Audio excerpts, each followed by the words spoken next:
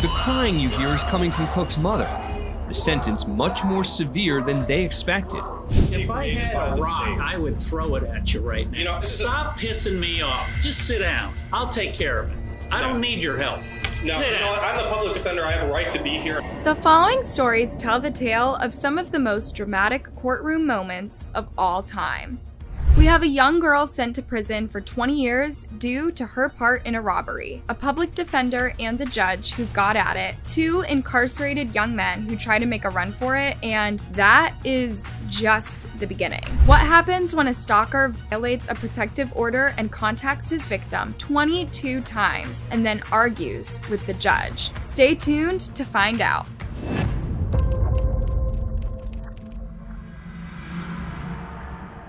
This first story is set in Daytona Beach, Florida. It involves 18-year-old Keandra Cook, who has gotten herself into some trouble. Apparently, she used a dating app to set up a robbery that ended with another teen being shot. Luckily, the teen survived. Keandra was potentially facing life in prison, but took a plea deal. This would eliminate the conspiracy charge, but was still facing other charges, including attempted carjacking with a deadly weapon and felony battery. She entered a no-contest plea and is now about to receive her sentence, but before that, the judge allowed Keandra the chance to come up to the stand and say a few words to the victim's family. All right, come on up, Ms. Cook. You get to say the final word. This is her chance to take responsibility or apologize for the harm she caused. But will she? I just want to say that I'm sorry to the victim's mom that her son had me because I didn't even know he was communication like my boyfriend and his friends get threatened me to do this. I didn't even know what was going on until I was at the wrong place at the wrong time.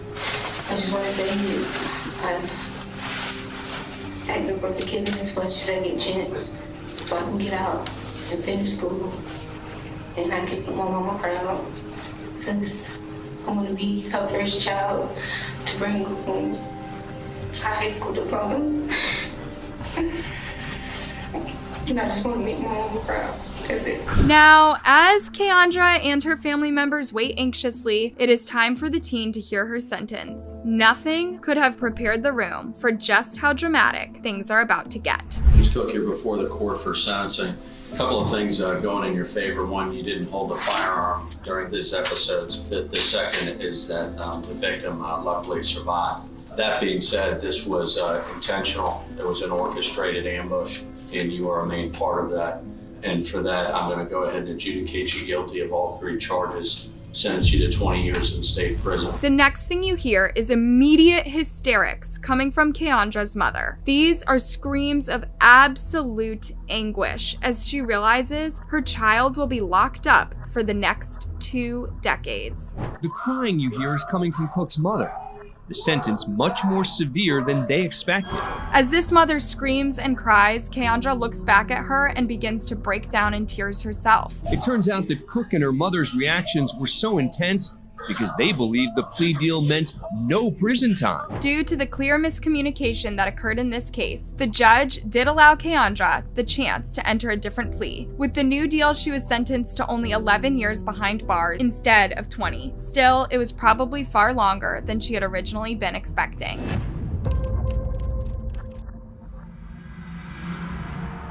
17-year-old Jacob Miller of South Carolina set a fire in a bedroom where his 14-month-old baby brother was sleeping. The child died, and Jacob was charged with his murder. Now 7K to set a fire in the bedroom where the child is in the crib sleeping. The burn pattern that goes from underneath that child towards the door of the bedroom that is caused by likely something. It's a significant burn pattern. As he described it, it could have been alcohol, it could have been something else that gets consumed by the fire.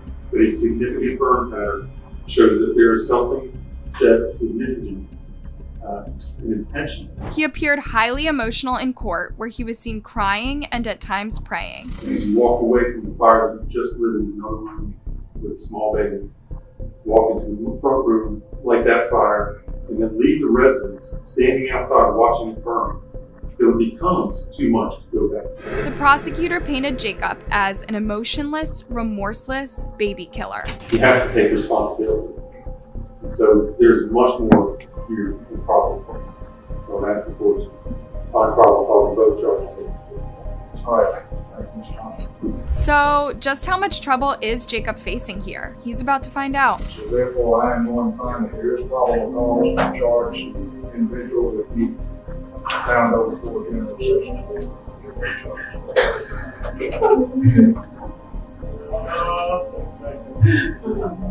He dropped to the ground in complete agony. This decision by the judge meant that the case would go to trial. Jacob would later plead guilty to involuntary manslaughter and child endangerment. While he didn't deny that he started the fire, he said that it had been an accident and he never intended to kill his baby brother. He was sentenced to 15 years behind bars. In 2022, he was denied parole, so he remains behind bars.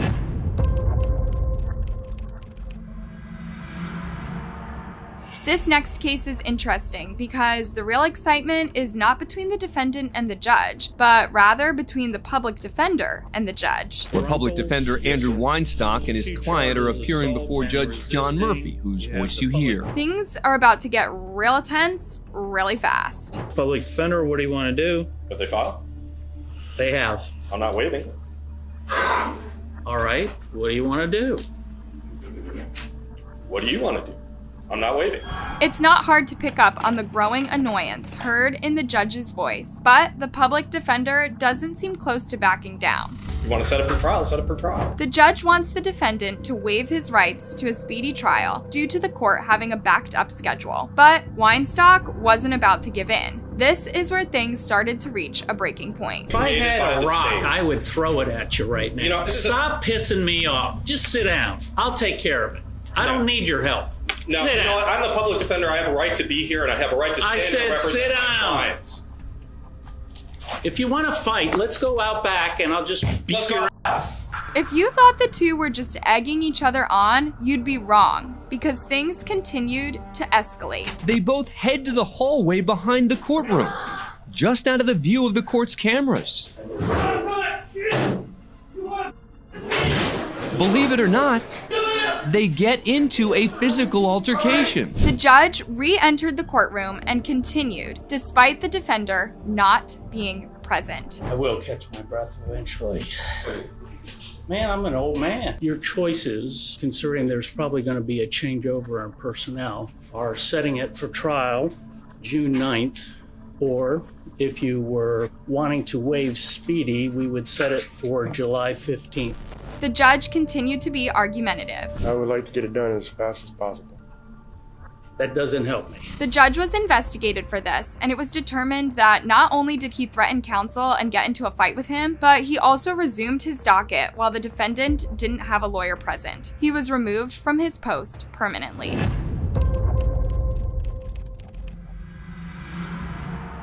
This next case takes place in Washington. Tanner Jacobson was charged with reckless driving as well as driving with a suspended license. The other defendant is Cody Howard, who is facing charges that include second-degree burglary, trafficking of stolen property, and driving with a suspended license. He also failed to appear in court 2 different times. While the two were brought into court, they didn't appear willing to cooperate and wasted no time before making a run for it. The two took off, and Judge Buzzard waited no time before jumping up and chasing after them. Luckily, a witness was present and pointed him in the right direction. One of the men leaves a bright orange shoe behind. Neither escape artist was about to let their prison gear hold them back as they made a mad dash toward what they hoped would be freedom. It's not clear exactly what their full plan was going to be, just that they wanted to get out of the courtroom as fast as possible. But the judge presiding in this case was not about to allow this to happen under his watch, as he took off on foot after them, quickly closing the distance.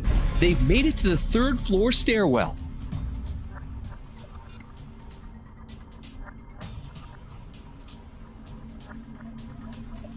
And now to the 2nd, just 1 floor away from freedom. But Judge Buzzard is gaining some ground, especially on the one who lost his sandal. The judge tackles the lagging defendant just outside the exit to the building. 2 deputies catch up moments later and bring him back to a cell. The other defendants picked up just a few blocks away. These two's escape efforts would turn out to do nothing for them, except get them into even further trouble than they already were in before. It's hard to imagine how they thought this was ever going to work out in their favor. We were sitting there on the benches together, and he's like, I'm gonna run. I said, what am I doing? What did I just do? I gotta go with it now. There's nothing, I can't stop right here. There's nothing I can do now. I'm screwed. I only get like 4 blocks and then I stopped. Like I just stopped on my own. I'm like, what am I doing right now? It was just a split second like decision. I don't even know why I did it. Like I would be out of here if I wouldn't have ran. I didn't try to escape to get out. I tried to escape to get well, and I tried to do what I could, do what I could do to get my addiction. It's a clear lesson to anybody who's incarcerated and considering trying to make a run for it. Don't do it. It's certainly not worth it, and it will just result in you having to spend more time behind bars and in more trouble than you were in the first place.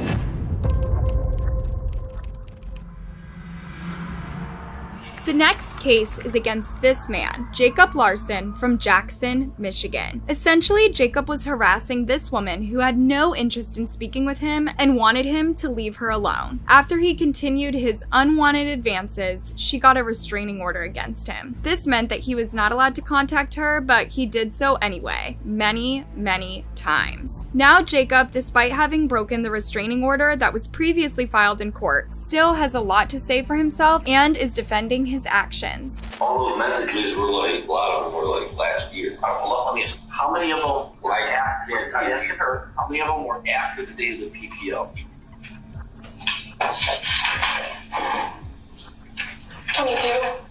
22. I don't post on that one. Jacob had violated the restraining order 22 times, and there's proof of it. It's not hard to see where we have a problem here. And yet, Jacob continues to try to defend his actions, even claiming that he doesn't go on Facebook that often. It's not hard to see why the judge is beginning to get more and more frustrated. He starts to call Jacob out regarding his violations, and he even compares Jacob to the antagonist in the famous movie Fatal Attraction, in which a deranged woman stalks a man and his family, despite him making it clear to her that he was no longer interested in any romantic connection. Even while he is making this connection, Jacob has the nerve to interrupt, saying that he wants to hear from the young woman directly that she had no interest in him. Let's just say that doesn't go over very well for him and eventually lands him in even deeper trouble with the already very annoyed judge. It's like fatal attraction kind of stuff that I warned you about last time. I told you to just leave her alone. She was a classmate of yours.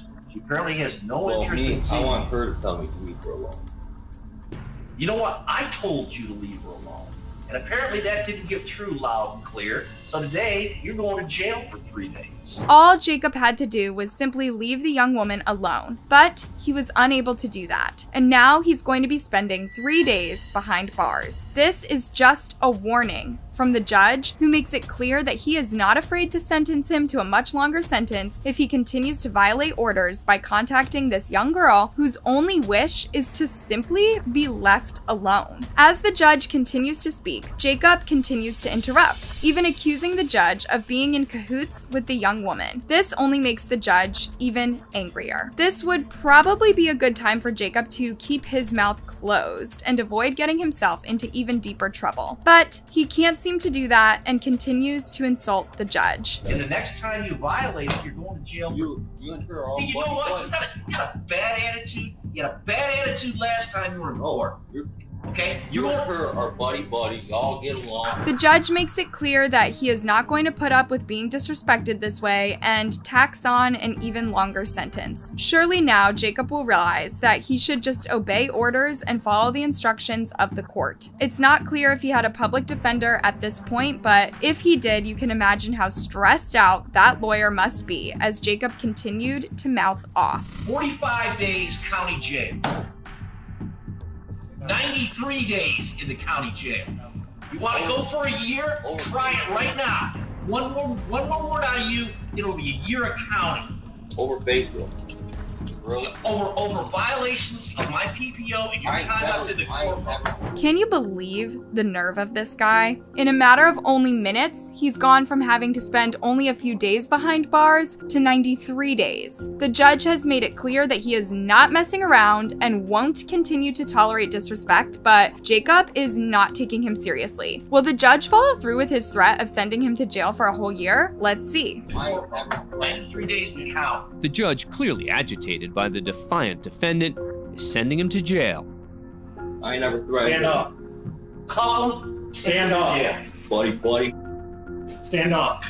Yes, you heard that right. This individual is clearly lacking in basic self-preservation because he just cursed at the judge, and the judge isn't about to let him get away with it. It seems that he will have to follow through on his threat after all. Jacob seemingly can't believe his new fate. He continues to try to talk to the young woman seated on the other side of him, the woman who he wanted to talk to so badly that he's now facing extensive jail time. You're going to jail for a year in the county. 365 days county jail.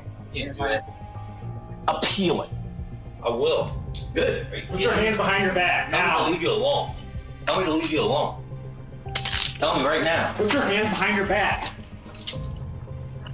Put your hands behind your back. Take his ass right now. The judge has had enough, and after taking off his suit jacket, he steps in to try to help the guard get Jacob under control. He seems very much willing to get his hands on this defendant, and after listening to this annoying past exchange, it's not hard to see why. We'll make it 93. You can think about it. All right. Four people. You know her. Well, so I know her. That's not in the community.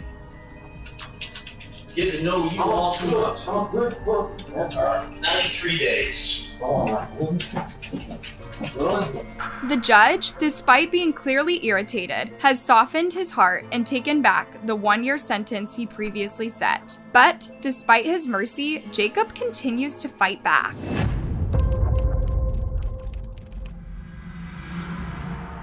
This next case takes place in Miami, Florida, with Judge Mindy Glazer presiding. The one sleeping there, you can wake up too in the back row. Where Judge Mindy Glazer's overseeing bond hearings. I have a few announcements. I'm going to appoint the public defender to represent all defendants unless you tell me you have money to pay for a private lawyer or if you are hiring a private lawyer and one is here.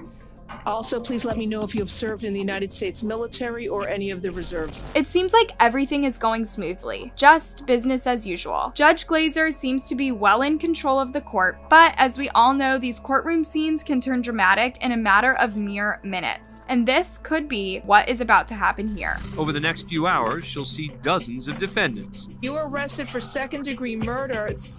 As they step in, I'm in the military, Your Honor. You are? And quickly step out. These people are all just strangers to Judge Glazer until there is someone who catches her eye, someone that she recognizes from a long time ago, and she can barely believe he is standing before her now. This is 49-year-old Arthur Booth. He is a career criminal charged with burglary, grand theft, fleeing, and resisting charge. Hi, Mr. Booth. How are you? How you doing, ma'am? Okay, ma'am. But is there more than what meets the eye with this criminal? Could he be someone who started as a good person but made poor decision after poor decision before eventually landing himself behind bars? You have actually 3 arrest affidavits. Reckless driving, damage to property, leaving the scene of a crash with serious injury. With no serious injury. I'm sorry, no serious injury. Okay. After questioning, Judge Glazer explains the terms of his bond. The bond on count 1 is $7,500. But the judge notices something familiar about this defendant. You can see as the judge takes a second glance at Mr. Booth. She's trying to remember where she knows him from, and it doesn't take long for her to place him. Okay, Mr. Booth, I have a question for you. Yes, ma'am. Did you go to Nautilus for middle school? Oh my goodness. Oh my goodness. That's right. The judge went to middle school with this defendant. It's then that Mr. Booth makes the connection too. While he initially smiles as he recognizes his former classmate, his emotions then shift as he seems to realize the reality of his situation. This woman, once his equal, is now the person who is dictating when he is going to get out of prison. He broke down in tears. I'm sorry to see you there. I always wondered what happened to you, sir. Oh my goodness. This is the nicest kid in middle school. Oh my goodness. He was the best kid in middle school. I used to play football with him, all the kids, and look what has happened. So sorry. Oh my goodness. Mr. Booth held his head in shame as he sobbed, likely looking back upon his life and considering how he got to this position. The surprise reunion between the two former middle school classmates is almost too much for Booth to handle. Oh my goodness. Once a promising student, Booth fell into drug and gambling addictions that led him into a life of petty crime, resulting in multiple stays in prison. Oh my goodness. Good luck to you, sir. The judge wished Mr. Booth well, encouraging him to turn his life around so that they would not have to meet this way ever again. Hope you're able to come out of this okay and just lead a lawful life. The reunion somberly concludes as Glazer sets bail at $43,000. Okay. All right. Oh my goodness. Oh my goodness. Booth is sent to prison for 10 months and then released into a treatment program. This story does have a happy ending, as the two would meet up yet again when Mr. Booth was released from prison. He was in good spirits and determined to live a good life without getting into any more legal trouble.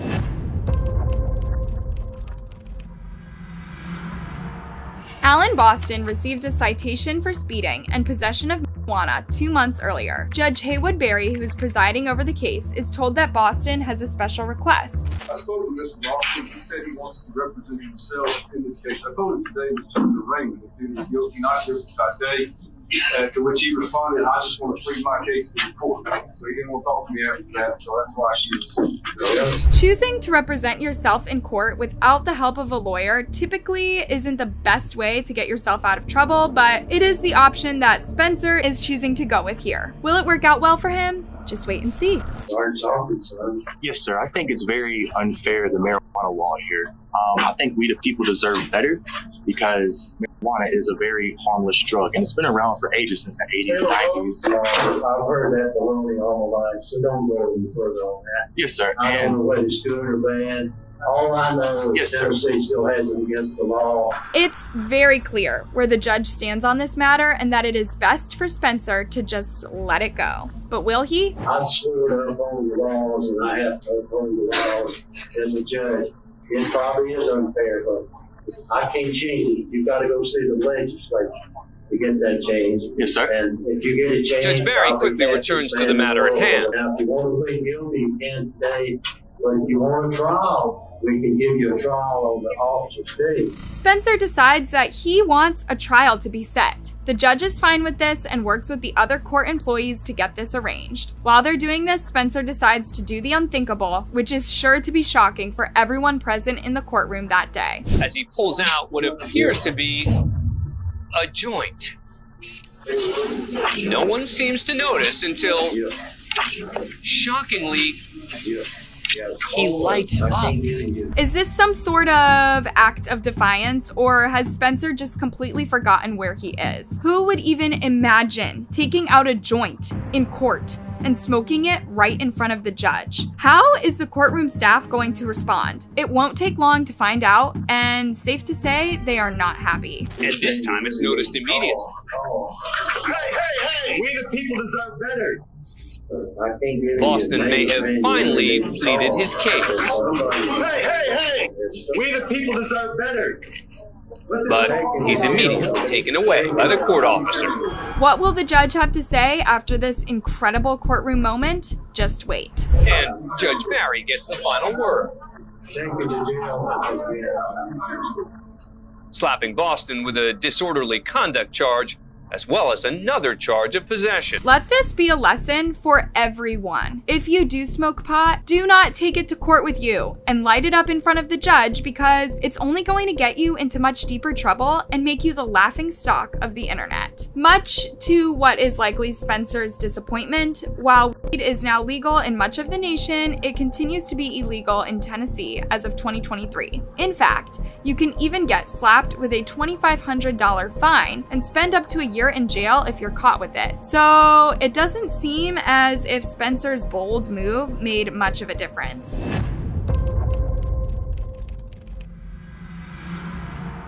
Very dramatic day in court as a young man learned his fate. He beat his girlfriend's little boy to death because he wouldn't stop crying. Who would be able to do something like this to a tiny, defenseless little kid? Teenager Dylan Shoemaker is who. Teresa, it was intense at sentencing. The courtroom was packed with family and friends supporting the defendant, Dylan Shoemaker, and the victim's family. As soon as the case was called, Shoemaker walked into the courtroom and started crying, telling everyone how sorry he was. Imagine looking at the mother of the child whom you have killed. What could you possibly say to her to make anything better? Dylan looked into the eyes of his former girlfriend and tried to apologize. I didn't mean to kill Austin. Actually, I really didn't. I really think I did. I didn't mean to hurt him. Dylan Shoemaker walked into a state Supreme Court room pleading his case, telling his victim's mother and the court he's remorseful for what he did. Shoemaker was sentenced Friday for beating 23-month-old Austin Smith last March. Before the sentence was handed down, Shoemaker and his defense attorney fought for the minimum sentence, 15 years to life. Austin told the judge that he loved his victim despite killing him. I loved him a lot. Austin Smith was completely defenseless. That's a given. But there were other dynamics at work there, including my client's inability to either control his anger or frustration and his inexperience in babysitting. Based on his short life now, what is to say he won't do this again? Well, we don't know that. I think it's completely unlikely.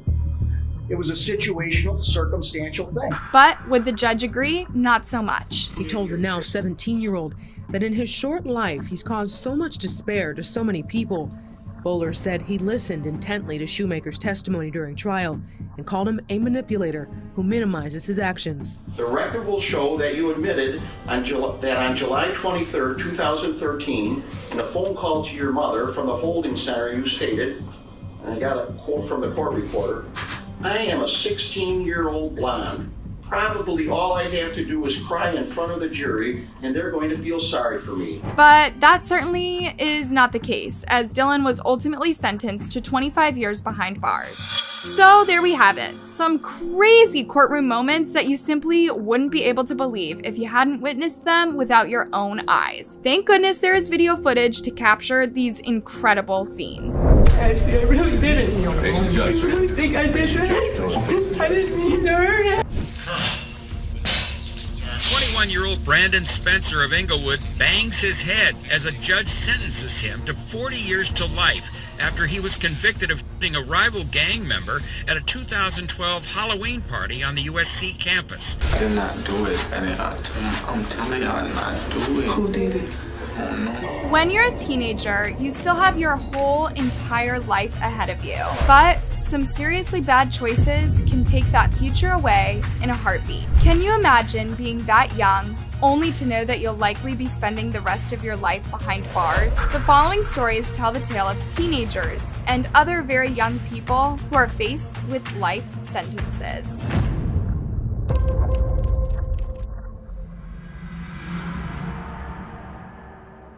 Can you imagine not only someone heartlessly killing your beloved child, but then smirking in your face while looking at you in court? That is what the family members of University of Wisconsin-Madison film student Nathan Potter had to endure. It was July 6th of 2010, and 21-year-old Nathan was heading back to his Riverside apartment near campus when 18-year-old Shondell Jackson and his accomplice, 19-year-old Derek Thomas, tried to rob him at gunpoint. But the young man had no money on him. So, they shot and killed him. He reportedly used his last words to cry out for help while his killer left him to die. It was determined to be a random robbery attempt, and that the suspects did not know Nathan before that night. Both of them were arrested, with Shondell admitting to the police that he did it because the victim had no money. Derek Thomas, who acted as the lookout, would later say that the reason they had been looking to rob someone that night was because Shondell needed to buy a gun, but had no money for one. The men were tried separately. Throughout the trial, Shondell oozed hatred, at times even leering at the family members of the victim, including his young siblings. Watch as Shondell turns over his shoulder to shoot them a dirty look, while officers struggle to get him to face forward. When Shondell's case was handed over to the jury, it took them no longer than an hour to determine that he was guilty. Shondell, who was 19 years old at the time of the sentencing, was likely facing life behind bars. When his sentencing day arrived, nobody could have expected how evil he would truly behave. Nathan's mother, Denise, said that when she looked at Shondell in court, she did not see a man of remorse. She saw no signs of goodness or humanity at all. As a parent, you try and teach your children right from wrong, and you try and teach them to be the best person they can. And I didn't see any of that in him. She gave a testimony in court in which she spoke of the kind-hearted person her son was. Her voice was heavy with emotion as she cried over the beloved child she lost. They shot him. They dragged him and kicked him to the curb. My son, my kind, loving young boy. What kind of people do this? But evil people. But watch how Shondell responds when his life sentence is officially handed down. Life in prison with no chance of parole. It is an outburst that takes multiple different cops to control him, while his family members can be heard wailing in the background.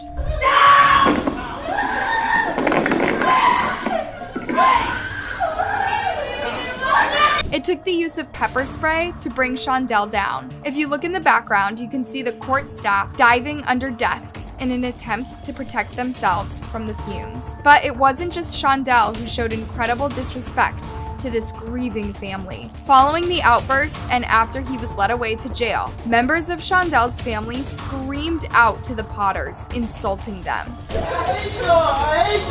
Following this complete nightmare, Nathan's father, John, said he didn't understand how Shondell's parents could have brought up a human being with such hatred towards others. I mean, how do you raise somebody that has no value for human life?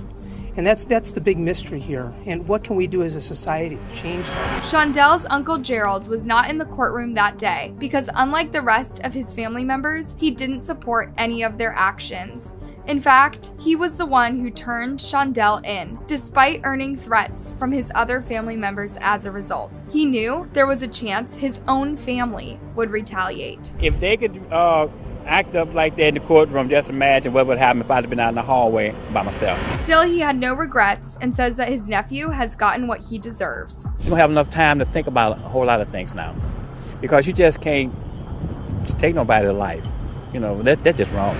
Denise Potter later expressed that she and her husband could have never anticipated just how dramatic things ended up becoming in the courtroom that day. She said if they had known, they wouldn't have put their young daughter, Sarah, through all of that horror. We were praying he would get life. We never thought the drama that would happen, or we wouldn't have brought our 13-year-old daughter. At least the Potter family knows that their son's killer is locked up, where he won't be able to hurt any other innocent people.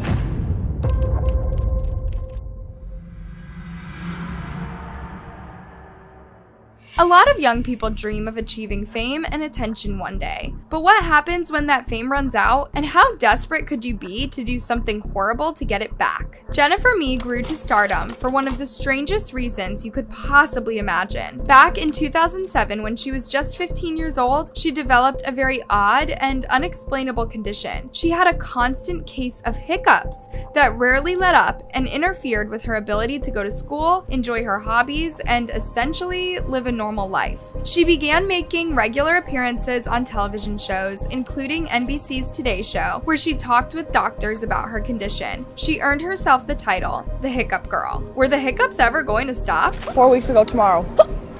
And the sound is the least of it. I get really bad chest pain, abdominal pains, throat pains, back pains.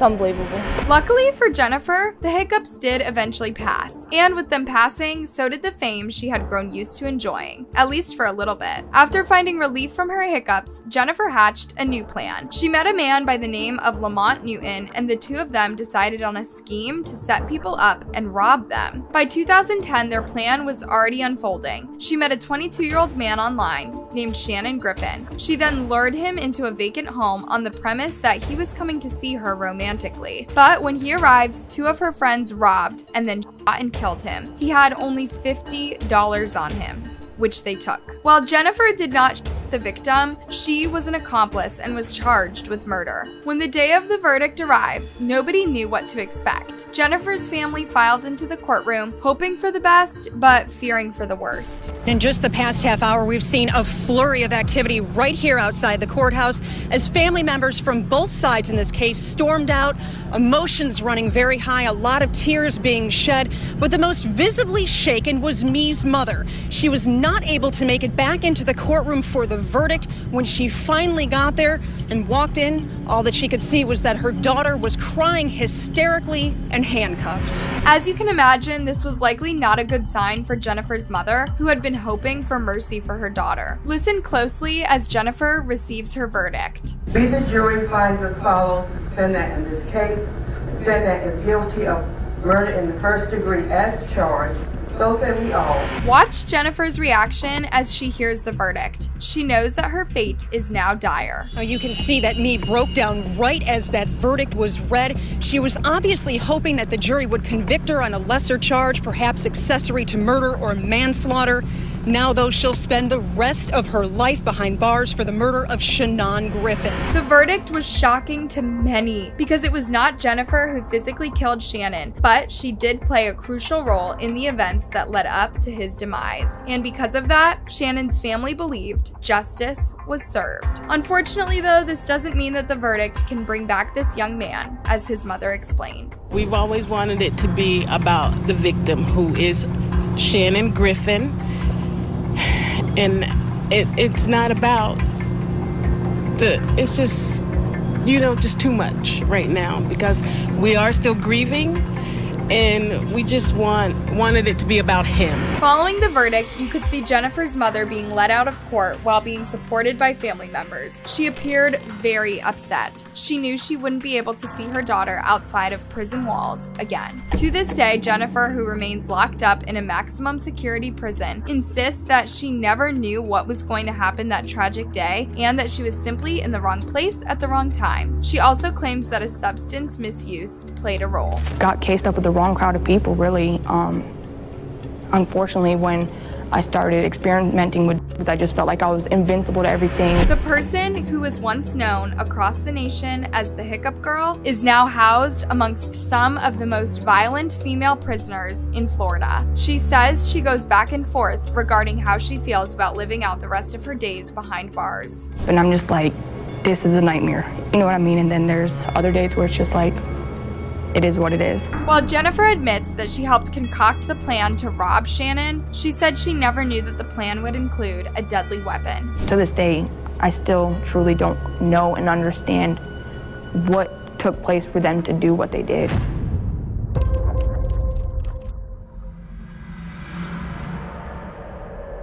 On March 19th of 2013, Dylan Shoemaker, who was 16 years old at the time, was babysitting two young children in Springville, New York. The children belonged to his then-girlfriend, Ashley Smith, who trusted him to care for them while she was away for the evening. But tragically, by the end of the night, one of the children was dead. The oldest of the two children, Austin, was barely 2 years old, and he had been horrifically beaten to death. Dylan was charged with the child's murder, but wait until you hear why Dylan committed this atrocious crime. He said he beat the child to death because he wouldn't stop crying. Tensions were very high when he arrived in court to hear his verdict. Dylan wore an orange jumpsuit as he was escorted by multiple officers. Frank Sedita, the district attorney, talked about the pain the little child was forced to go through. What kind of monster could do this to a baby? Clearly, if a child or any human being is suffering multiple injuries, over a period of time, that conduct is not accidental. Dylan's attorney and members of his family defended him by saying that he had never intended to hurt the child, but that he just didn't have any kind of experience with babysitting and completely lost his cool and snapped. He lost his cool, as he said. He got frustrated and he hit the child, but never with the intent to cause serious physical injury or Austin Smith's death. But it is hard to imagine that Dylan did not have some bad intentions that night, especially as the details surrounding Austin's death began to unfold. Not only did he beat the child, but he put a pillow over his face and held it there to muffle the child's cries. Austin's grandmother, Tracy Smith, said that she believed that at one point, Dylan really did intend to kill Austin, as he could have stepped away and stopped the abuse if he wanted to. I don't think he started that way. When he initially hit him, I don't think it initially was intent. I think it became intent. At some point, I think he crossed over into intent. During the sentencing hearing, Dylan began to cry and express remorse. He even talked about how much he supposedly cared for the young boy he heartlessly murdered. I would give my life for Austin. I loved him a lot. He even turned to the mother of the child he killed and addressed her in court dramatically. I didn't mean to kill Austin. Actually, I really didn't. I really think I did it. I didn't mean to hurt him. But would the judge believe his display of remorse and have pity on him? Not exactly. That's because the judge had a piece of the story that Dylan was not aware of. He had a recording of a jail phone call of Dylan, and what he said showed how cruel and calculated he really was. Record will show that you admitted on July 23rd, 2013, in a phone call to your mother from the holding center, you stated, and I got a quote from the court reporter, "I am a 16-year-old blonde. Probably all I have to do is cry in front of the jury, and they're going to feel sorry for me." But we know that this ultimately is not what happened, as the jury did find him guilty of Austin's murder. The judge called Austin a manipulator and someone who chose to minimize the true evil of his actions. The phone call truly sealed his fate, and he was sentenced to 25 years to life in prison. Ultimately, however, in 2016, the Court of Appeals did agree to appeal Dylan's life sentence. He will now be eligible for parole in 2031 after spending at least 18 years behind bars. He is currently 26 years old and has only served 9 years of that sentence.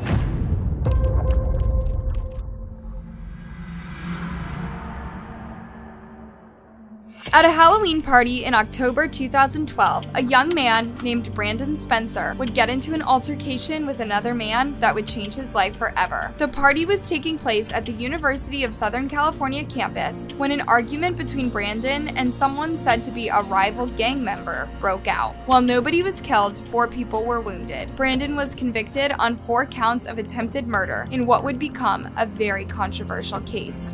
In April 2014, Brandon received a sentence that many would view as shockingly harsh. He was sentenced to 40 years to life behind bars. Watch as Brandon slammed his head upon the desk in despair. While in tears, Brandon begged the judge for his life. I'm sorry for what happened, Your Honor, but I need some life in prison. And I'm not a bad person, but I made mistakes. I'm not just some gangbanger that she tried to betray me as. While it was said that the sentence was as harsh as it was in an attempt to meet demands for increased safety on the USC campus, many people felt that Brandon did not deserve to spend the rest of his life behind bars. His father spoke out on his behalf. Show me the proof that this kid is a notorious gang member. My son's getting 40 years to life, and they got different descriptions of what took place. But it's not just Brandon's own family members that think the sentence is unfair. Even some people who originally were relieved to hear the verdict didn't think that the judge should have locked this man up and thrown away the key. I took a step back and actually looked at the situation, and I felt like although he came there with those intentions, I don't think he was deserving of 40 years to life. That's completely wrong, especially since he doesn't even get an opportunity to learn from the situation. Even though it has been quite a few years since this case took place, people are still discussing it. In fact, on June 15th, 2020, a person named Sky Larson started a petition for Brandon on change.org. The petition is titled Free Brandon Spencer and has a goal of reaching at least 25 25,000 signatures. So far, it has brought in 17,900 signatures from people who want to see Brandon get a second chance at life. The petition suggests that Brandon was never actually the shooter that night, but that law enforcement came up with a story to paint him as the suspect and convict him. The goal of the petition is not only to get signatures, but to spread awareness about Brandon's case and to hope that it one day gets reopened so that he can have a second chance. As for now, he remains behind bars. Do you think that Brandon Spencer is deserving of a second chance to try to prove his innocence? Let us know in the comments.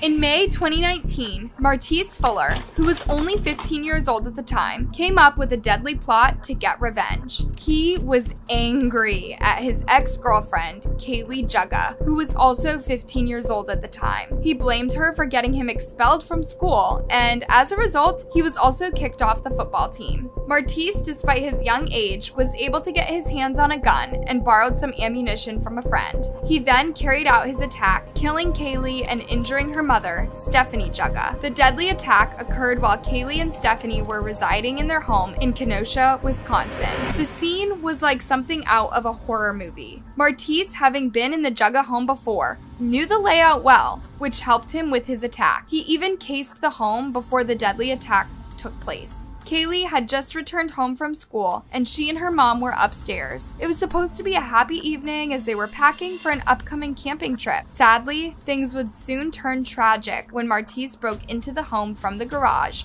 and shot Kaylee 5 times. Now at noon, the Kenosha teen believed to be the lone suspect in the death of a young girl and wounding her mother surrenders to police. Kenosha police say 15-year-old Martise Fuller was arrested at a house in Racine around 6:30 this morning. Despite the fact that Martise had been brought into custody and the active threat against the community was gone, many neighbors were terrified by the incident and demanded that changes be made surrounding gun violence. I think it's really easy for us to keep looking the other way every time that someone gets hurt and it's not your kid's school or it's not your family.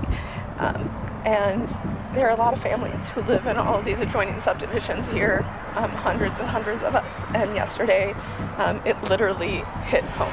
Martise was charged with multiple crimes, including murder, attempted murder, and burglary. He pleaded not guilty to the charges. Watch as Martise entered the courtroom to enter his plea. It's almost hard to believe he was just 15 years old at the time. He was charged as an adult for his crimes. Dressed in jailhouse blues, handcuffed and head hanging low, 15-year-old Martise Fuller stepped into a Kenosha County courtroom, escorted by a sheriff's deputy. Throughout the trial, there would be multiple different witnesses. The first was Detective Jason Kenzie, who described young Kaylee's severe injuries. There were 4 gunshot wounds to Kaylee's chest, 1 gunshot wound to her head.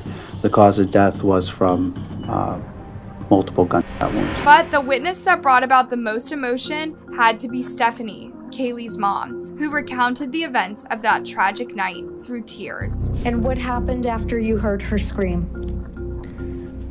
I heard I stopped in my doorway and I looked at him and I said, "Oh my God, Martise." I said, "Please, you don't have to do this." And he looked at me and he said, "Yes, I do." It would come out during the trial that the Jugga family had been nothing but generous and kind throughout the years. After he'd gotten kicked out of his house and had nowhere to stay, Stephanie even allowed him to come over and stay at her house, sometimes at night. But when his relationship with Kaylee went wrong, everything took a deadly turn. Throughout the proceedings, Martise would often become emotional, at times even resting his head on the table. Michael Gravey, the Kenosha County District Attorney, went into detail regarding the purposeful steps Martise took leading up to the killing. This defendant took her love and affection, took her bravery and gentleness,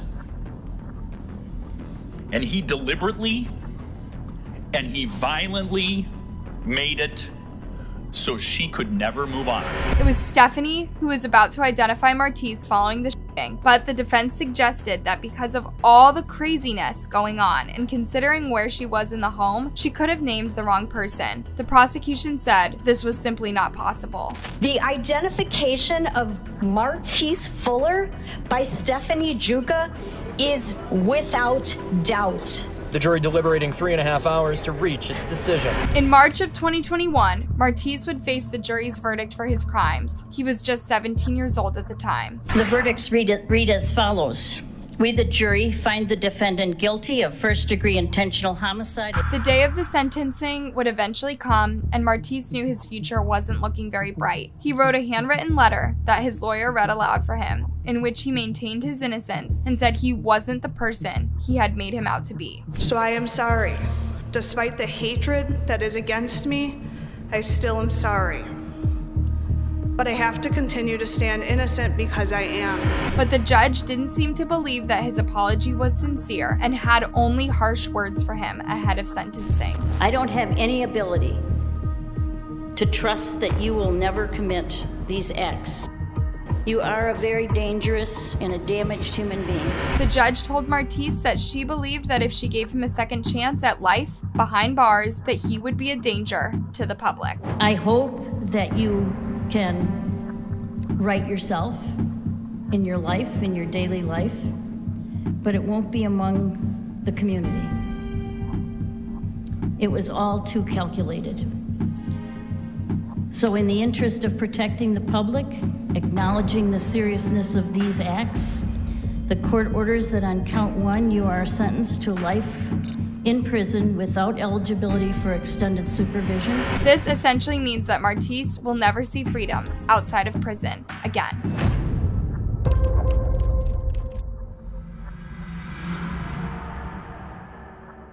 Nicholas Lindsay, born in St. Petersburg, Florida in 1995, is a young man with a very troubled past. He became involved in crime at a very early age, and his life only seemed to unravel further and further from there. Even some of his earliest crimes were incredibly serious and violent, including grand theft and trespassing. And that was only the beginning. By the time Nicholas was 16 years old, he was still involved in a life of crime, but he was about to take things to an even more dangerous level. It was February 21st of 2011 when David Crawford, a 46-year-old police officer who had been in the force for 25 years, saw something suspicious. He had received a call from a concerned neighbor who reported an unknown man standing in his backyard while holding a brick. He believed the man may be trying to rob him. When Officer Crawford arrived at the scene, he saw a figure stepping out of a car. This figure was Nicholas Lindsay. When Officer Crawford approached Nicholas to question him, Nicholas opened fire on him, shooting him 5 times. The gun Nicholas used had been purchased illegally for $150. The only things Officer Crawford had been holding at the time of the attack were a notebook and a pen. Sadly, he would later die in the hospital. But it's the moments leading up to the shooting that help answer why the team was so desperate to get away. Mr. Lindsay was in the area trying to break into a vehicle and steal a vehicle at the scene. A massive manhunt would then begin, involving more than 200 officers and many members of the community, all desperate to capture Nicholas. By the following day, police received a tip about his whereabouts and were able to bring him into custody. While there are differing reports about what happened next, police say that Nicholas eventually broke down and admitted to the murder, as well as to having thrown the gun into the river. He was charged with murder and held in juvenile detention while he awaited trial. His trial would begin the following year in March 2012. Nicholas's defense tried to portray him as a scared young boy who was afraid of getting into trouble and simply acted on impulse. This was in an attempt to get him convicted of a lesser charge, like manslaughter instead of murder. Lindsay walked into court this morning wearing a white dress shirt, no tie. About 75 potential jurors followed. The 12 that are picked will decide Lindsay's guilt or innocence. Nicholas was ultimately convicted of Officer Crawford's murder and sentenced to life in prison with no chance of parole. It seemed as if this was the end of the road for Nicholas, but the teen and his legal staff ended up filing an appeal. In October 2013, Nicholas sat in court to see if the court would reconsider the sentence. Ultimately, it was upheld, which means that this young man will spend the rest of his life behind bars. Just watch Nicholas's face as he finds out he's been re-sentenced. His smirk just shows how unremorseful he really is. The smirk was not missed by anyone in the courtroom, including Officer Crawford's grieving daughter, Amanda. Justice was served, and I'm glad it's over, and it just kind of proves to me that He's an animal as he sat there smiling. If there is anything to learn from these tragic stories, is that it only takes one bad mistake when you are young to possibly ruin the rest of your life. And there may not be anything you can do to fix the harm that has already been done. This time, no duct tape and no mercy. Last year, the I-Team captured this exclusive video. Deputies in Cuyahoga County Court put tape over the mouth of Franklin Williams. He wouldn't shut up. Here, he got sentenced for a series of armed robberies. Last time, Jordan Beard is Jolie Cummings' cousin. Kimberly Kessler shouts her way into a courtroom, making false claims about her former public defender. She was removed from her sentencing hearing, where the judge sentenced her to life without parole for the 2018 murder of Jolene Cummings. Meantime, back inside the courtroom, we watched as Damon Kemp was wheeled inside, screaming and calling on a higher power. God! God! God! His facial expressions and his mood seemed off as a judge read his charges and his fate. Every teenager makes a mistake every once in a while. Even the most well-behaved teens are bound to mess up sometime. That's part of learning and growing. But usually when it comes to teenagers, their mistakes are nothing that are going to ruin their future. Maybe they got caught cheating on an exam, taking money from a parent without asking, or even sneaking a cigarette even though they aren't old enough. While none of these things are anything to laugh at, they certainly aren't going to be landing them in prison. The biggest consequences they may get could be failing a grade in school or maybe being grounded by their parents. But for some teenagers, their mistakes are far more serious. They might even involve life or death situations. Maybe they got wrapped up in the wrong people. Maybe they were just at the wrong place at the wrong time. But a lot of the time, the judge doesn't care about them and their mistakes, and that it may cost them their future. These are some guilty teenager convicts reacting to the news that they may be spending decades, or in some cases possibly even life, behind bars.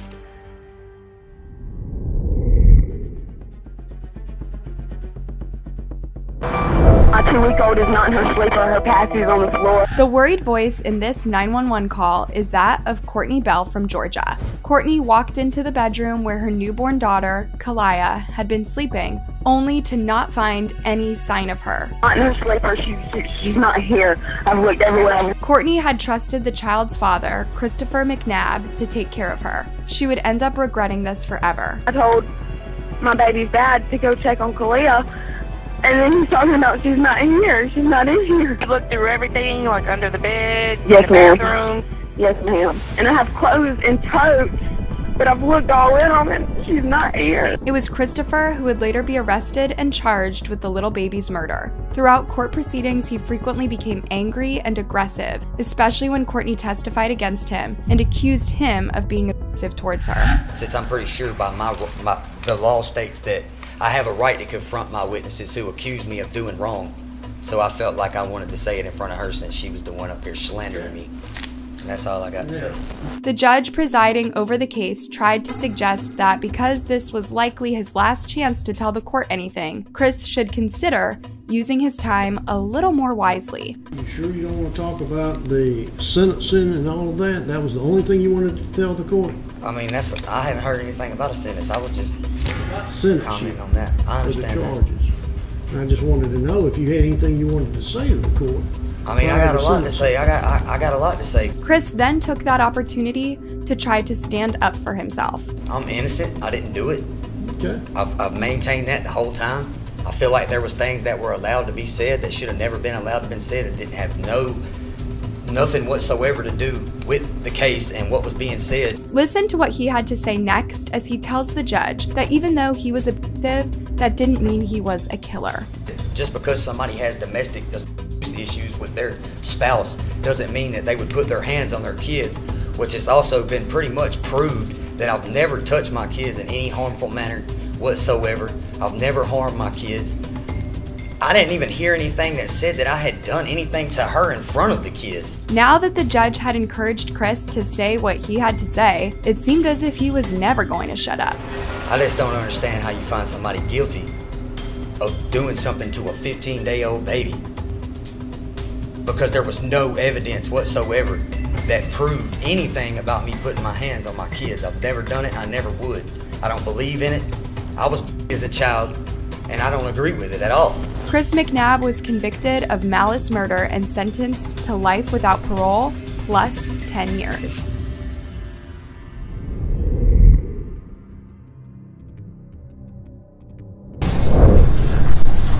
This time, no duct tape and no mercy. Last year, the I-Team captured this exclusive video. Deputies in Cuyahoga County Court put tape over the mouth of Franklin Williams. He wouldn't shut up. Here, he got sentenced for a series of armed robberies. Throughout his life, 32-year-old Franklin Williams spent 4 different stints in prison, and he never learned from them. In 2017, he was convicted of felony charges connected to a string of armed robberies. And this time, he wasn't going to get another chance. Throughout court proceedings, Franklin became known for being extremely disruptive. This is what led the court deputies to have to turn to desperate measures. It was expected that at the end of the proceedings, Franklin would continue to be disruptive, but instead he decided to take a different route. This time, Williams didn't spout off. He asked for a break, but kept coming back to this. Saying freedom of speech, no duct tape. Your Honor, I asked today, Your Honor, that I received the lightest sentence that you can give me. His mother came forward to ask for mercy on her son's behalf. My son has suffered enough. The mother of Franklin Williams spoke up too, saying he deserved a break because of the duct tape. This time he didn't interrupt the judge, but he spoke for 12 minutes. Throughout those 12 minutes, Franklin did not once mention the people he hurt. Instead, he spoke only of himself. I want the world to know I am not an animal. Contrary to what people may think, I am a man. Missing from the courtroom, the victims. Cuyahoga County prosecutors say the victims will never get over what happened to them, including a 75-year-old man. And missing from what Franklin Williams said here at the podium, the victims. For all he said, he didn't talk about the victims. On the day the duct tape came out, Franklin Williams got sentenced in this case, but the judge later apologized for the tape, threw out that sentence, and had a new judge appointed. Franklin likely viewed this change as good news. Maybe this new judge would have more mercy on him than the last one he had. Ultimately, he didn't get that lucky. Here, Patricia Cosgrove sent Williams to prison for 33 years, pointing out he already had a long record, and Williams now also convicted of robbing innocent citizens. And no, you're not an animal, Mr. Williams, you're a human being. But the question the court has to determine is whether or not you've learned from those mistakes. It was because Franklin had clearly not learned from any of his mistakes that he found himself spending more than 3 decades behind bars. The judge made a rare move, allowing Williams to say goodbye to his mom before going to prison for 33 years. But if you think we've heard the last of this guy, no. Already talk of an appeal.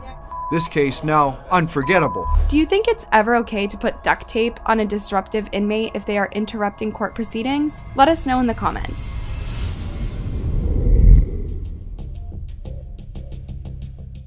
According to the evidence presented at trial, Gamet used a frying pan, a floor lamp, and a large knife, which she used to stab Hill 12 times. Gamet claimed self-defense, saying she believed Hill was an intruder. On May 18th of 2013, Camilla Gamet of Jackson County, Mississippi, brutally killed her boyfriend, Marcel Hill. He died of blunt force trauma to the head and stab wounds. She was arrested the same day of his death and charged with his murder. What happened to Marcel was no accident. Camilla was incredibly violent and aggressive. She attacked him over and over again using multiple different weapons. It was a horrible and painful death. Camilla's story of self-defense was not very convincing to anyone, including the judge and the jury. The jury later convicted Camilla of Marcel's murder. At her sentencing, Camilla had an opportunity to speak. This would likely be her last opportunity to try to convince the judge to give her a lesser sentence. But Camilla did not apologize, nor did she show any remorse. Instead, she had a bad attitude and tried to say the things that came out about her throughout the trial were not true. She also stuck to her story of self-defense, even though it had since been determined that she was lying. I just want to say that I stick by the truth, which is that I did react in self-defense.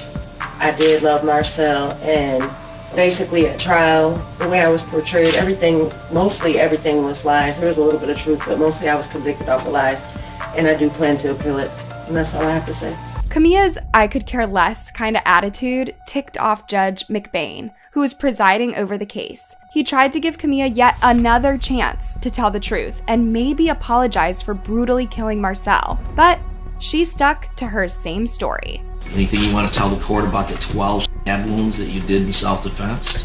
The alleged 12 stab wounds? Well, I don't think the pathologist lied about those. No, I don't have anything further to say. Later on, a family member of Marcel's was given the opportunity to share a statement on her behalf. While she was reading it, Kamia continued to be as rude and disrespectful as she had been the entire trial. At some point, she could even be seen smirking or rolling her eyes. You did leave a big hole in our hearts and a void that will never be filled. You took the life of our sister's only child. You took a bloodline out of our family. And we hope that each and every day that you remember the cries of help that he screamed as you plunged that knife in and out of his body. The words of the impact statement are so powerful that it's hard to believe that Kamia could still behave so coldly towards all the people she hurt. And then she did something so disrespectful that it must have shocked and disgusted everyone in the courtroom that day. She interrupted and insulted her victim's relatives right in the middle of her victim impact statement. The defendant appeared to be unmoved by anything Miss Banks had to say. So we, the family of Marcel, would like to thank God for the special gift that you will receive today from the judge. Is that it? When I finish, I'll let you know. Oh, okay. Serious? This was enough to drive Judge McBain almost to his breaking point. He was so sick of Kamia and her disrespect that he threatened to physically shut her up. Talk again, I'll have my court officer put a piece of duct tape in your mouth. You understand it? Try it one more time and see what happens to your mouth. You got something else to say? Kamia may have tried to mumble some other sarcastic comment at this point, but it wasn't loud enough for the judge to hear. Judge McBain stood up for the victim's relative and dared Kamia to speak out of turn again. Once again, Kamia had something to say, again blaming her victim. You know what? She's got a right to talk to the court after you murdered a relative of hers. And you're gonna shut your mouth or I'm gonna have some duct tape put on it. Well, he attacked me. It's not very often that you see a judge lose his cool the way that Judge McBain had. He clearly had lost his patience with this defendant and was just as disgusted by her as her victim's family members are. Judge McBain sentenced Kamia to life in prison with no chance of parole. He had this final thing to say before sending her on her way to live out the rest of her days in a prison cell. I agree with the family. I hope you die in prison as well.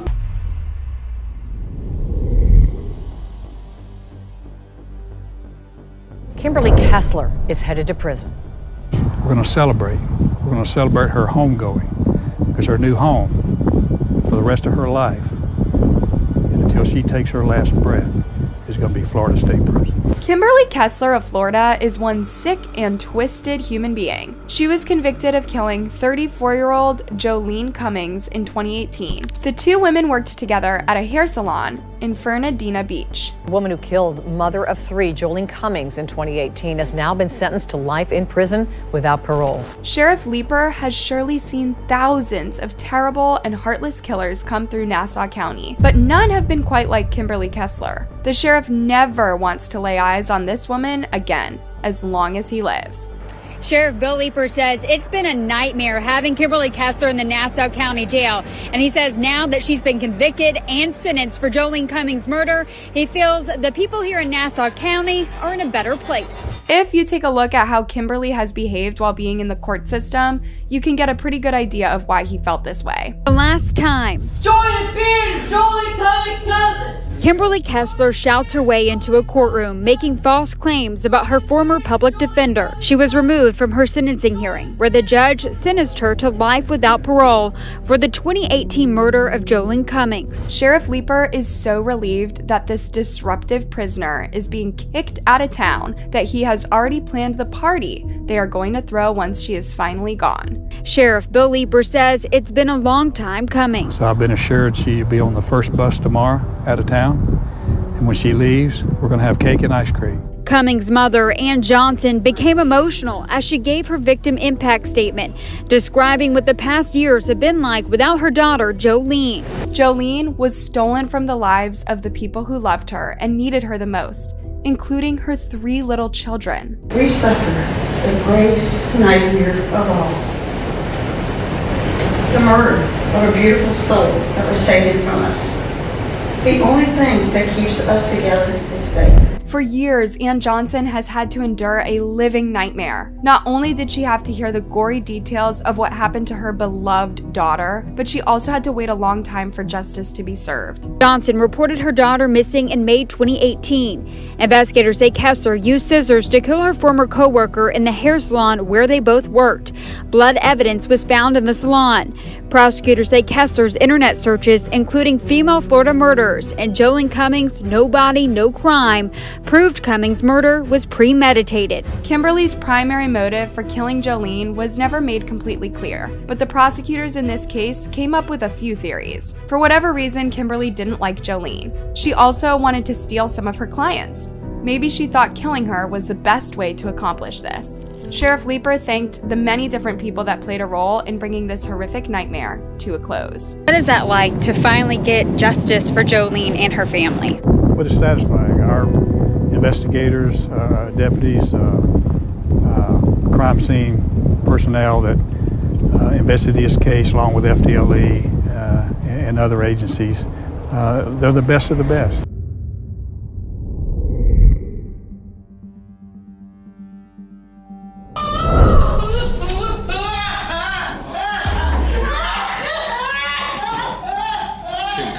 To the first 2 counts. The crying you hear is coming from Cook's mother. The sentence much more severe than they expected. This next story took place in Daytona Beach, Florida, with an 18-year-old girl named Keandra Cook.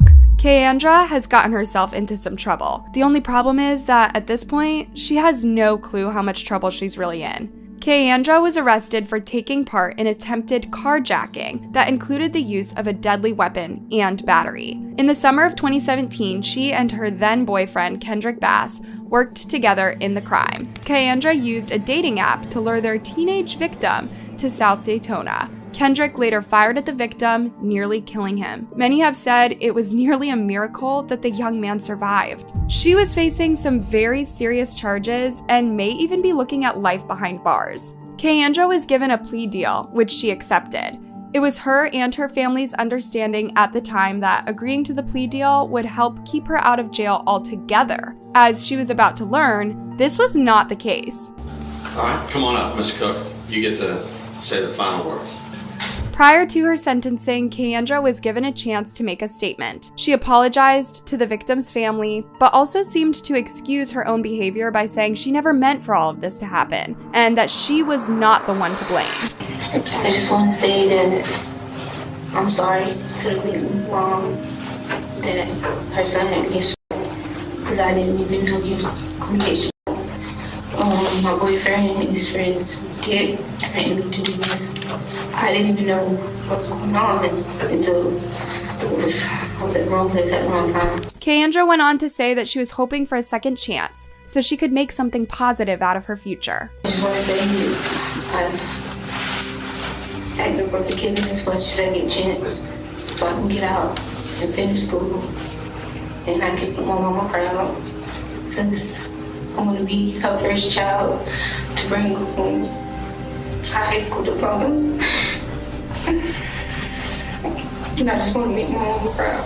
When she was done speaking, her fate fell into the hands of the judge. Keandra and her mother were about to get a shock of a lifetime, and their reactions would show just that. Ms. Cook, you're before the court for sentencing. A couple of things going in your favor. One, you didn't hold a firearm during these episodes. The second is that the victim luckily survived. That being said, this was intentional. There was an orchestrated ambush, and you are a main part of that. And for that, I'm going to go ahead and adjudicate you guilty of all 3 charges, sentence you to 20 years in state prison. Can you imagine thinking you were receiving no jail time at all, only to hear you would be spending the next 2 decades behind bars? It turns out that Cook and her mother's reactions were so intense, because they believed the plea deal meant no prison time. Keandra's sentence was later reduced to 11 years in prison and 20 years of probation. While this is significantly less than the original sentence, it's clear that she's going to be paying for her crimes for a long time to come.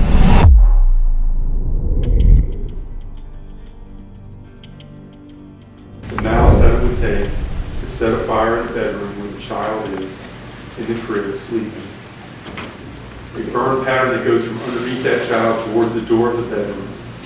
That is caused by likely something. It's a significant burn pattern as he described it. It could have been alcohol, it could have been something else that gets consumed by the fire.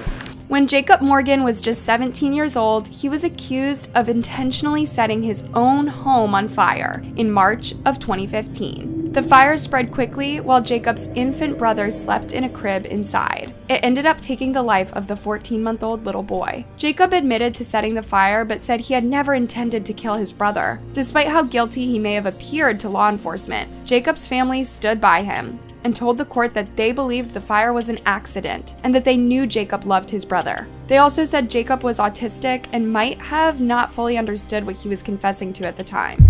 Throughout court, Jacob looked extremely distressed. He was often seen crying and praying. He looked absolutely shocked when he realized how much trouble he was really in. The state claimed that not only had Jacob set the fire, but after he saw the flames growing, he went outside the home and watched it burn. He did not do anything to try to save the baby's life. His actions, they said, showed true malice. But was this teenager actually capable of planning out a murder and carrying it through? Or was it all a terrible accident? At one point during questioning, Jacob explained what he says is the truth about what happened the day his little brother was killed. He says he accidentally got a pillow too close to the heater, and that was what caused the home to go up in flames. Nevertheless, Jacob was still convicted and sentenced to 15 years behind bars. His story, and especially his courtroom expressions, spread like wildfire over social media.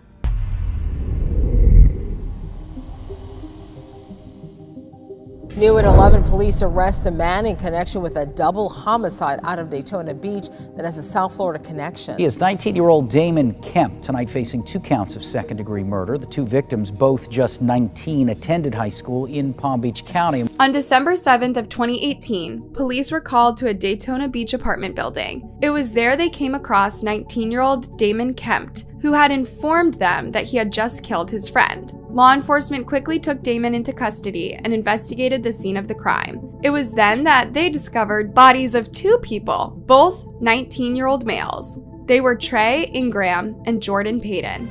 Inside of the apartment, law enforcement also found bullet holes in the wall. It was clear that a major fight had broken out. So we know at one point one of the victims attended St. Lucia's High School here behind me, but today friends and former coaches took to social media saying both young men had bright futures ahead of them before being fatally shot in Daytona Beach. Trey Ingram was best known for being a natural-born athlete with tons of talent. A young and inspired fighter, someone who I thought definitely had all the tools to become a world champion. Tragically, Trey would never get the chance to try to pursue that dream because his life was stolen from him too early. Before moving to Daytona Beach, where he was at one point enrolled at Bethune-Cookman University, he was a high school football star in Palm Beach County. One of his former coaches shared a message of remembrance for Trey on social media. Very saddened by the news I received this morning of Trey Ingram passing. Rest in peace to a great football player and even better kid. Those who knew the young man were eager to see justice served on their behalf. We are going to get justice for the families and these victims. This is a tragedy, and my main focus now is on those victims. One of the neighbors who lived near where the murders occurred told reporters what she remembers hearing coming from the apartment on the night that the 2 victims died. Very loud pops, just bang, bang, bang, just very rapid procession. Witnesses describe waking up to the gunfire, yet police say neighbors failed to report it until the next day. Damon Kemp was charged with 2 counts of second-degree murder. He proved from the very beginning that he was not going to be a cooperative inmate. Instead, he seemed to be determined to convince the court that he was not competent to stand trial. He did this by screaming out in court, making bizarre facial expressions, and pretending to be a crazy person. Take a look at how Damon behaved while attending a hearing that would determine whether or not the judge would agree to grant him bond. The 19-year-old accused of murdering his teenage roommates is locked up in jail and a judge is not letting him out. When Damon Kemp was wheeled into the courtroom this morning for his bond hearing, he started screaming and the victims' families couldn't handle it. Can you imagine not only having to go sit in court and face the man who killed your loved one, but then having to watch him put on a show like this? Bizarre for sure, and I'll tell you, his reaction to his charges and to his bond status, some say, was pretty dramatic. Tonight, Damon Kemp is sitting behind bars in Volusia County on no bond. In court today, we saw tears all the way around from friends and family involved. The victims' families said that they couldn't make sense of this tragedy because there was no sense in it. There is no answer as to why or how. Narissa Carter had a front row seat today in court, grieving days after her 19-year-old son, Trey Ingram, was murdered. It got so tough at one point she had to walk out. Watch Damon's behavior and tell us what you think. Is he really insane, or is it all a show? Meantime, back inside the courtroom, we watched as Damon Kemp was wheeled inside, screaming and calling on a higher power. God! God! God! His facial expressions and his mood seemed off as a judge read his charges and his fate. Damon paused his screaming to listen to what the judge had to say. I do believe that there is probable cause for the arrest. Kemp's family and friends in court today shed tears, all as Trey's family got pretty vocal, even having to be escorted out. While in court, the family members of Damon's victims warned parents to never take a single moment for granted with their children, because it is impossible to know if that may be the last moment you'll ever spend with them. Dads and moms need to hug their children, because you might get a phone call like we did and you won't get a chance to hear their voice anymore. Ultimately, the show that Damon put on pretending to be insane delayed the wheels of justice, but he still got what was coming to him. He was convicted and sentenced to 3 consecutive life sentences. Thanks for watching, and don't forget to like and subscribe for more.